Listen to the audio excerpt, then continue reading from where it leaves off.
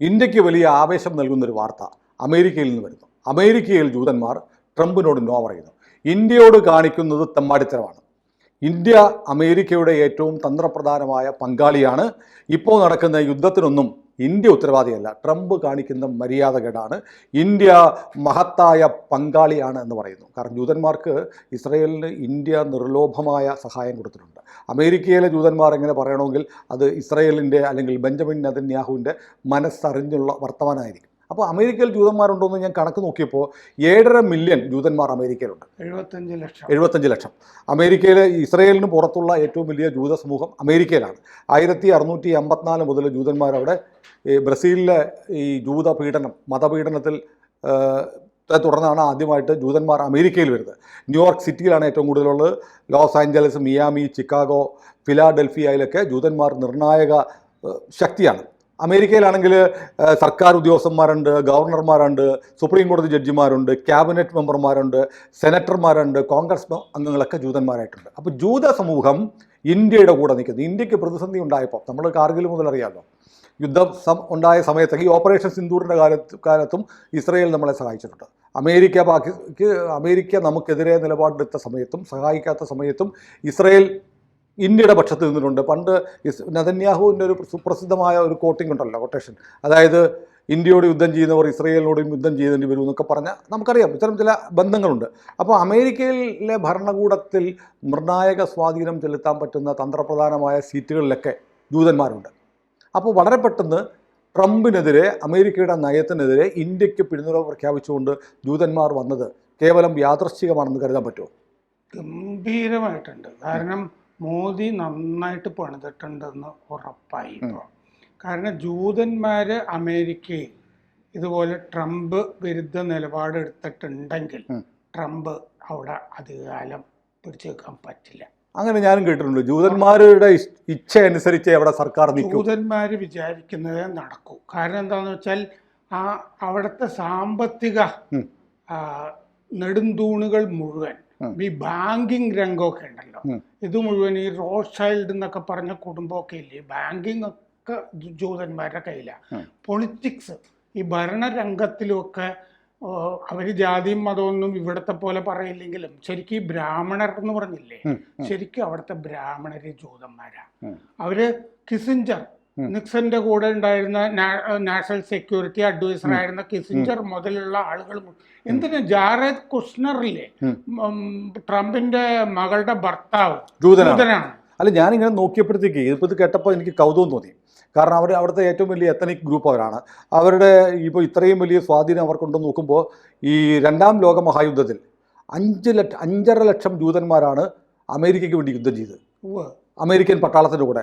American പട്ടാളത്തിൻ്റെ brigadier general Edward S Salomon ഉന്നത സൈനിക ഉദ്യോഗസ്ഥരാണ്. Air chief marshal Norton A Schwartz ജൂതനായിരുന്നു. അപ്പോൾ ജൂതന്മാർക്ക് സൈന്യത്തിൽ ഉൾപ്പെടെ വലിയ സ്വാധീനമുണ്ട്. എല്ലായിടത്തും സ്വാധീനമുണ്ട്. ജൂതന്മാർ ഓരോ സ്ഥലത്തുമുള്ള ആളുകൾ ഈ പറഞ്ഞ ഒരു വാട്സാപ്പ് ഗ്രൂപ്പോ മറ്റോ ഉണ്ടാക്കി മെസ്സേജ് കൊടുത്തു കഴിഞ്ഞാൽ ഈ ട്രംപ് എപ്പോൾ നിലത്ത് വീണമെന്ന് നോക്കിയാൽ മതി. ഇത് കേട്ടപ്പോഴാണ് കഴിഞ്ഞ കുറച്ച് ദിവസമായിട്ട് മുൻ ദേശീയ സുരക്ഷാ ഉപദേഷ്ടാവ്, അവിടുത്തെ ധോവലായിരുന്ന ആള് ജോൺ ബോൾട്ടൺ ട്രംപിനെ വിമർശിച്ചുകൊണ്ടേയിരിക്കുന്നുണ്ട്. ഇന്നലെയും ജോൺ ബോൾട്ടൺ പറഞ്ഞിട്ടുണ്ട്. ജൂതനാണോ? അവിടുത്തെ മുഴുവൻ ജൂത ഗ്രൂപ്പിന്റെ ഒരു പ്രമാണിത്തമുള്ള ആളാണ്. ഇത് യാദൃശ്ചികമല്ല, പ്ലാൻഡ് ആണ് അല്ലേ? കാരണം ശരിക്കും അവരുടെ ഒരു ആചാര്യനായിട്ട് അവർ കാണുന്ന ഒരാളാണ് ജോൺ ബോൾട്ടൺ. എല്ലാ ജൂത ഗ്രൂപ്പുകളെയൊക്കെ ഏകോപിപ്പിക്കുന്ന ആളൊക്കെയാണ്. അത്രയും അവിടെ നാഷണൽ സെക്യൂരിറ്റി ഉപദേഷ്ടാവായിരുന്നു എന്ന് ഞാൻ പറഞ്ഞില്ലേ. ട്രംപിന്റെ ആദ്യ ഊഴത്തിൽ 2018-2019 കാലത്ത് ട്രംപിന്റെ വിദേശ നയങ്ങൾ ശരിയല്ല എന്ന് പറഞ്ഞിട്ട് അന്ന് ജോൺ ബോൾട്ടൺ രാജിവെച്ചു. ഒരു കൊല്ലം ഇയാളെ ചുമക്കാൻ ജോൺ ബോൾട്ടണ് പറ്റിയുള്ളൂ. അപ്പോൾ ജോൺ ബോൾട്ടൺ തയ്യാറായുള്ളൂ. അപ്പോൾ ജോൺ ബോൾട്ടൺ പറഞ്ഞിരിക്കുന്നത് ദശകങ്ങളായി അമേരിക്ക അധ്വാനിച്ച് ഇന്ത്യയുമായി നിലനിർത്തിപ്പോന്ന സൗഹൃദം ട്രംപ് ഒരുത്തൻ നശിപ്പിച്ചിരിക്കുന്നു. ട്രംപിന്റെ ഇന്ത്യ നയം അമേരിക്കക്കാകെ അപകടമാണ്. ഇപ്പോൾ ജൂത ഗ്രൂപ്പ് പറഞ്ഞിരിക്കുന്നത് പരമപ്രധാനമാണ് ഇന്ത്യയും അമേരിക്കയും തമ്മിലുള്ള ബന്ധം. അത് ഇപ്പോൾ വഷളായിരിക്കുന്നു, ഉടനടി അത് പുനഃസ്ഥാപിക്കണം എന്നാണ് ട്രംപ് പറഞ്ഞ അതേ വാചകങ്ങൾ ജോൺ ബോൾട്ടൺ പറഞ്ഞതായിട്ടും കേൾക്കാം. അതായത് ശീത യുദ്ധം ഉണ്ടായിരുന്നല്ലോ സോവിയറ്റ് യൂണിയനുമായിട്ട്. ആ കാലത്തെ അവസ്ഥയിൽ നിന്ന് അന്ന് സോവിയറ്റ് യൂണിയന്റെ കൂടെ ഇന്ത്യ നിലയുറപ്പിച്ചിരുന്നു. അതിൽ നിന്ന് ഇന്ത്യയെ അടർത്തി കൊണ്ടുവരാനാണ് കഴിഞ്ഞ ദശകങ്ങളിലൊക്കെ അമേരിക്ക ശ്രമിച്ച് വിജയിച്ചു വന്നത്. ചൈനയുടെ ഭീഷണി ഇന്ത്യയെ ബോധ്യപ്പെടുത്തുകയും ചെയ്തു. അങ്ങനെ ശീതയുദ്ധകാലത്തിന് ശേഷം അമേരിക്ക നടത്തിയ പരിശ്രമങ്ങൾ മുഴുവൻ ഇന്ത്യയെ കൂടെ നിർത്താൻ അത് ട്രംപ് കഴിഞ്ഞ ഈ താരിഫ് നയം കൊണ്ട് നശിപ്പിച്ചു കളഞ്ഞു. ഇനിയും ഇത് നന്നാകാനുള്ള സമയമുണ്ട്. പക്ഷേ നന്നാകണമെന്നുണ്ടെങ്കിൽ ഒരുപാട് പണിയെടുക്കേണ്ടതുണ്ട്. അതുപോലെയാണ് ഈ നശിപ്പിച്ചു വെച്ചിരിക്കുന്നത്. അതാണ് ജോൺ ബോൾട്ടൺ പറയുന്നത്. പരിഹാര ശ്രമമൊന്നും തുടങ്ങിയിട്ടുമില്ല എന്നും പറഞ്ഞിട്ടുണ്ട്. അപ്പോൾ വിദേശ നയം ട്രംപിൻ്റെത് ഒരു കാലത്തും ശരിയല്ലായിരുന്നു എന്നും മുമ്പും ജോൺ ബോൾട്ടൺ അഭിപ്രായമുണ്ട്. ട്രംപിൻ്റെ ഇടുങ്ങിയ സാമ്പത്തിക നീക്കങ്ങൾക്ക് വലിയ രാഷ്ട്രീയ പ്രത്യാഘാതങ്ങൾ ഉണ്ടാവും. ഇടുങ്ങിയ സാമ്പത്തിക നയങ്ങൾ കൊണ്ടാണ് അയാൾ ഈ വിദേശ നയം ഇന്ത്യയായിട്ടുള്ളത് കുഴപ്പത്തിലാക്കിയിരിക്കുന്നത്. ഈ റീജിയണൽ ബാലൻസ് മാറി ചൈന ഇപ്പോൾ ഇയാൾ കാരണം ട്രംപ് കാരണം ഈ മേഖലയിലെ സന്തുലിതാവസ്ഥ മാറി. ചൈനയുമായിട്ട് ഇന്ത്യ അടുത്തു. എന്നിട്ടിപ്പോൾ ജോൺ ബോൾട്ടൺ ഇത് കഴിഞ്ഞ മാസം പറഞ്ഞിരുന്നു. അപ്പം എന്ത് ചെയ്തു എന്നറിയോ? ജോൺ ബോൾട്ടൻ്റെ വീട്ടിൽ FBI കൊണ്ടൊരു റെയ്ഡ് നടത്തിച്ചു ട്രംപ്. എന്നിട്ട് റെയ്ഡ് നടത്തി അതിൻ്റെ കൂടെ ഒരു തിരിച്ചടി എന്ന നിലയിലായിരിക്കും ജൂത ഗ്രൂപ്പ് പരസ്യമായി സ്റ്റേറ്റ്മെന്റുമായിട്ട് വന്നിരിക്കുന്നത്. അതെ. അപ്പോൾ ജോൺ ബോൾട്ടൻ്റെ വീട്ടിൽ റെയ്ഡ് നടത്തിയത് ഒരുപാട് ക്ലാസിഫൈഡ് ഡോക്യുമെന്റ്സ്, രഹസ്യരേഖകൾ അയാളുടെ വീട്ടിലുണ്ട് എന്ന് പറഞ്ഞിട്ട് ചുമ്മാ അങ്ങ് കയറി റെയ്ഡ് നടത്തിയിരിക്കുകയാണ്.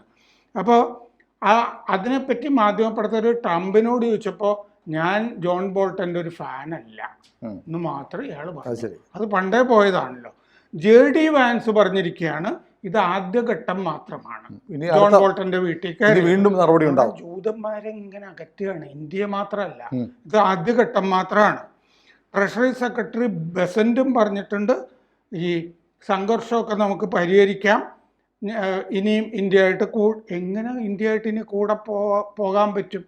അപ്പോൾ ബോൾട്ടൻ്റെ വീട്ടിൽ ഇനിയും കയറും. ഇത് ആദ്യഘട്ടം മാത്രമാണ്. ജൂതന്മാരെ നിലക്ക് നിർത്തും. ട്രംപിനെ വിമർശിക്കരുത്. ട്രംപിനെ വിമർശിച്ചാൽ വീട്ടിൽ കയറും എന്നാണ് ഈ പറയുന്നത്. അപ്പോൾ സെപ്റ്റംബർ 8 ഇപ്പോൾ ബ്രസീല് ബ്രിക്സ് മീറ്റിംഗ് വിളിച്ചിട്ടുണ്ട്.